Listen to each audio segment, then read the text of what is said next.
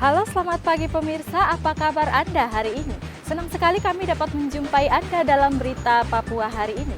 Saya Yunirum Barar bersama tim redaksi telah menyiapkan sejumlah berita menarik dan aktual untuk Anda. Berikut 3 berita utama.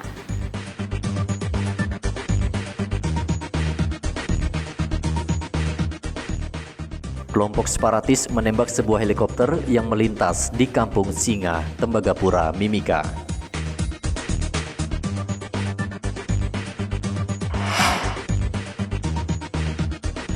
Dua personel Polsek Mimika Baru tertular COVID-19, pemeriksaan pengunjung diperketat.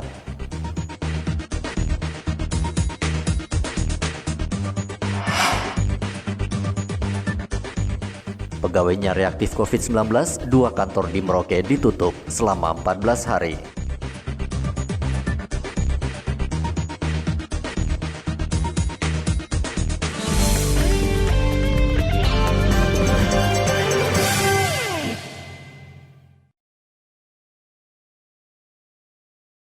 Kelompok separatis menembak sebuah helikopter milik PT Sayap Garuda Indah di Kampung Singa, Distrik Tembagapura, Mimika, Rabu lalu. Penembakan terjadi saat kru helikopter sedang mendokumentasikan sejumlah perkampungan di Distrik Tembagapura. Helikopter yang dipiloti oleh Stuart James itu mengangkut 2 orang juru foto yang memotret untuk keperluan PT Freeport. Kabak Ops Polres Mimika AKP Dionesius Helan mengatakan pesawat terpaksa mendarat darurat di helipad Tembagapura setelah pilot mencium bau bahan bakar.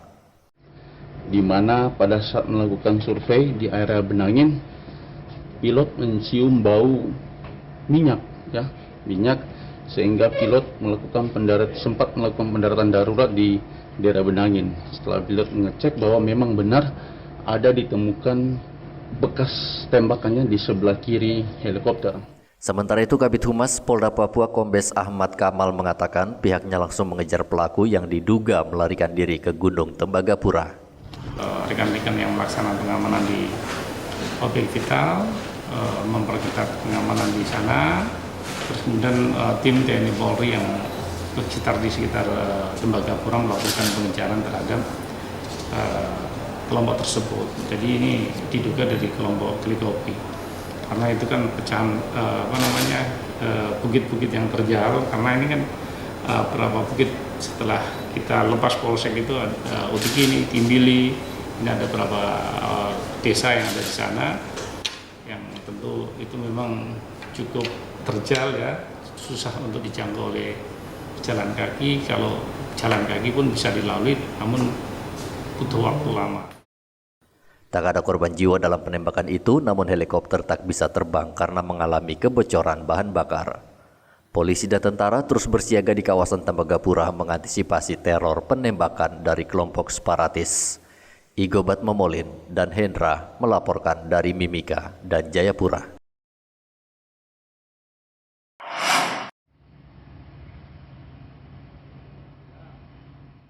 Dua polisi yang bertugas di Polsek Mimika Baru tertular COVID-19 Kamis kemarin. Pemeriksaan kesehatan bagi pengunjung dan Mapolsek Mimika Baru langsung diperketat untuk mencegah penyebaran COVID-19.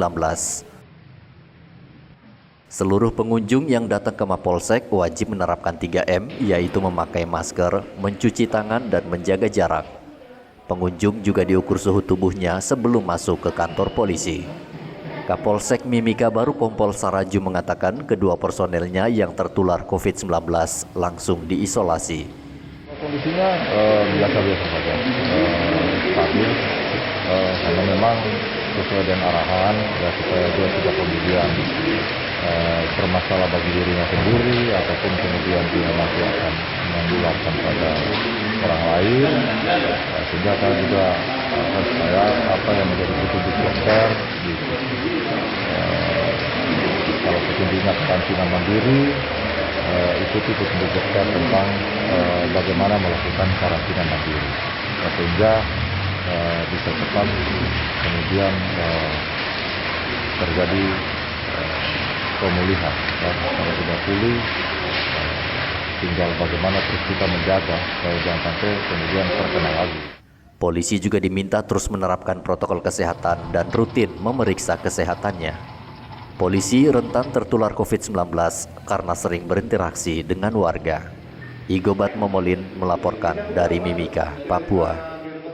Kenapa kita buat di sini? Karena nanti acara sertijab seremonial di ini. Polres mendapat jatah 20 dosis vaksin tahap pertama dari Dinkes Merauke. Jumlah vaksin itu dinilai masih kurang karena banyaknya polisi yang bertugas di lapangan. Kepala Urusan Kesehatan Polres Merauke Dr. Rahmadani mengatakan 20 polisi menerima vaksin tahap pertama diprioritaskan pada polisi yang bertugas di SPKT dan di kantor Samsat. Untuk Polres Merauke sendiri kan anggotanya jumlahnya sekitar 500-an. Sedangkan untuk tahap pertama kita cuma dikasih sekitar 20. Nanti akan ada tahap selanjutnya. Jadi memang semuanya bertahap, tidak langsung satu kali.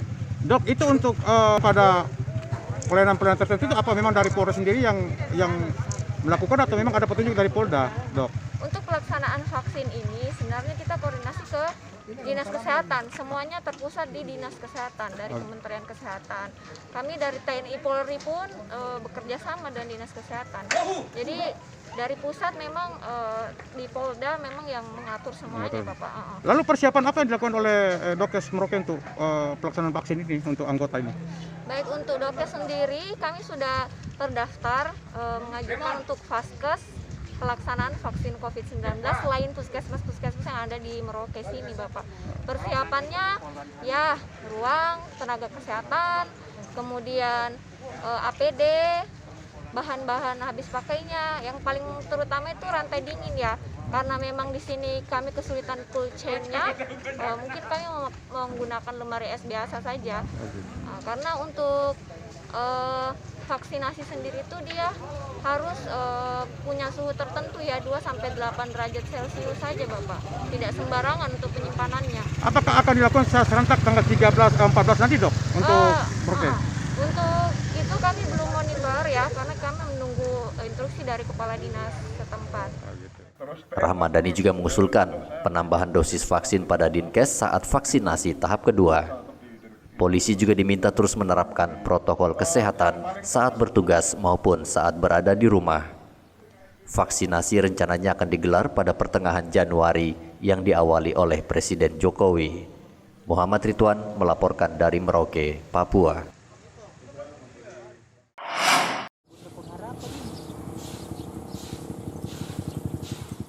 Seorang wanita berusia 50 tahun meninggal dunia di Rumah Sakit Umum Daerah Merauke setelah 3 hari dirawat. Meningkatnya jumlah pasien positif COVID-19 yang meninggal dunia disebabkan karena lambatnya rujukan pasien bergejala ke rumah sakit.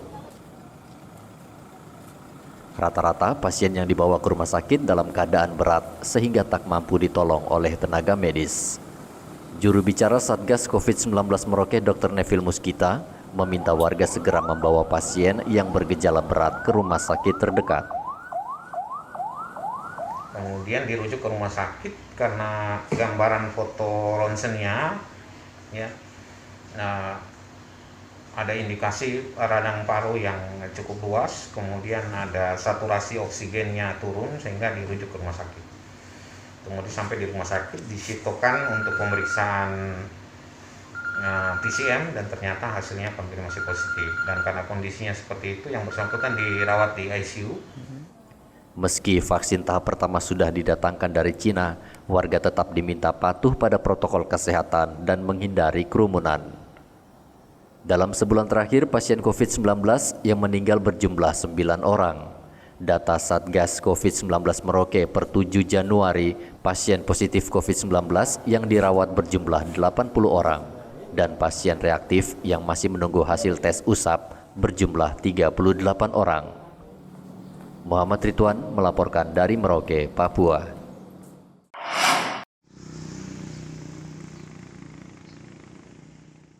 Sejumlah pegawainya dinyatakan reaktif COVID-19, 2 kantor dinas di Merauke ditutup selama 2 pekan.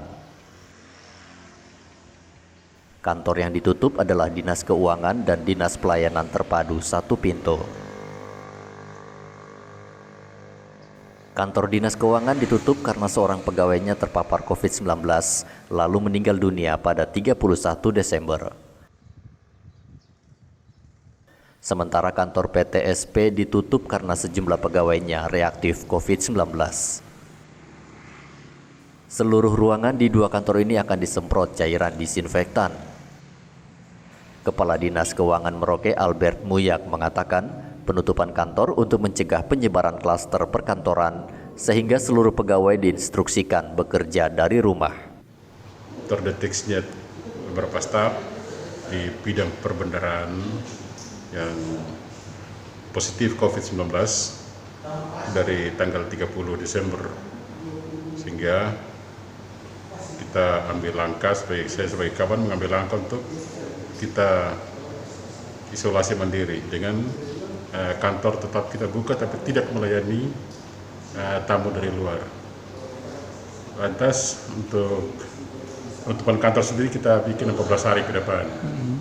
Tahapan karena langkah-langkah yang kami sudah lakukan, hari Senin kemarin tanggal 4 Januari kita rapid seluruh staf kita kerjasama dari Dinas Kesehatan Kabupaten Merauke. Lantas yang rapid semua non-reaktif. Sehingga kemarin yang sakit kita ada 8 orang, 1 meninggal, itu positif COVID-19. 14 pegawai negeri sipil yang dinyatakan reaktif telah diisolasi dan menunggu antrean tes usap oleh Satgas COVID-19. PNS diminta terus menerapkan protokol kesehatan karena sering berinteraksi dengan warga, terutama pegawai yang bertugas pada dinas yang berinteraksi langsung dengan masyarakat. Muhammad Ridwan melaporkan dari Merauke, Papua.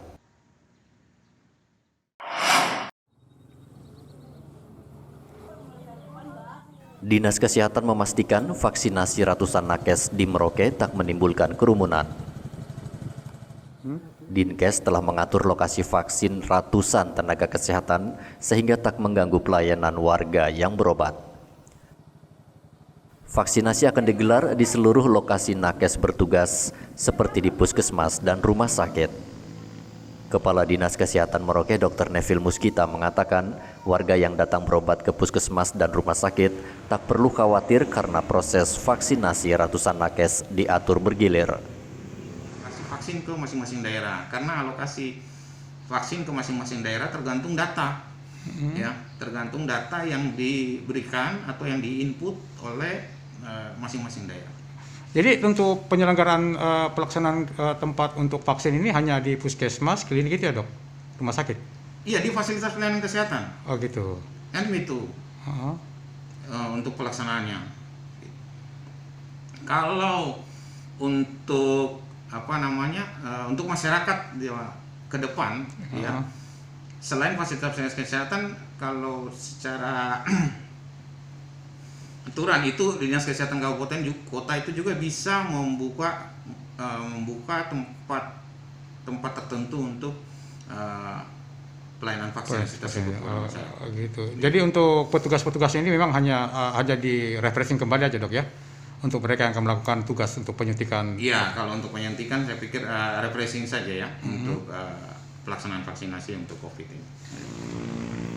Neville juga meminta seluruh tenaga kesehatan yang mendapat pesan singkat dari Kemenkes agar melengkapi persyaratan yang diminta sehingga saat proses vaksinasi berlangsung tidak mendapat kendala. 14.680 dosis vaksin tahap pertama berada di gudang imunisasi Dinkes Papua di Kota Jayapura. Distribusi vaksin ke 29 kabupaten masih menunggu instruksi Kemenkes. Muhammad Ridwan melaporkan dari Merauke, Papua.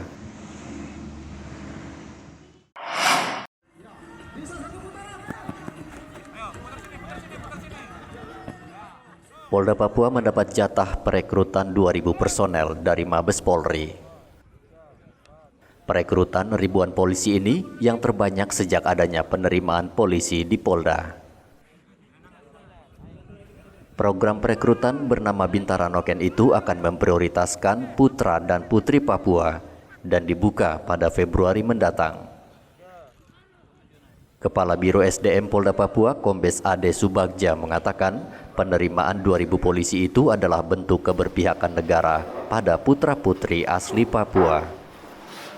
Kita akan merekrut untuk mungkin bulan depan, tepatnya Februari, kita akan melaksanakan rekrutmen Bintara khusus ya, atau Bintara Noken sebanyak 2.000 orang. Ya. Nah, yang bedanya lagi dengan bintara-bintara yang sebelumnya juga pendidikan di tempat lain, yaitu yang pertama pola pendidikan dan pola pengasuhannya. Mereka kita akan adakan pelatihan kaitan masalah mempunyai pelajaran-pelajaran yang kaitan dengan wawasan kebangsaan. Jadi mereka harus mengerti juga sejarah Indonesia, ya tentang bela negara, gitu. Nah kita sekarang dalam masuk tahapan sosialisasi, Bang.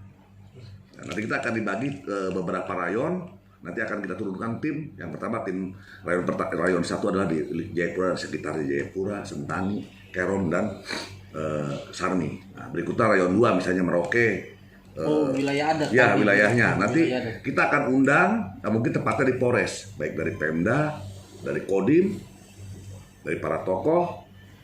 So, pokoknya stakeholder lah yang selalu ada kerjasama dengan kepolisian. Ade meminta pada calon bintara yang akan mendaftar nanti terus menjaga kondisi kesehatan dan giat belajar wawasan kebangsaan agar saat mengikuti tes nanti mampu bersaing dan menjadi polisi yang berguna bagi bangsa dan negara. Arthur melaporkan dari Jayapura, Papua. Informasi tadi sekaligus menutup jumpa kita dalam berita Papua hari ini. Saya Yunirum Barar beserta tim redaksi yang bertugas mengucapkan terima kasih atas perhatian Anda. Selamat pagi, sampai jumpa. Wanyambe.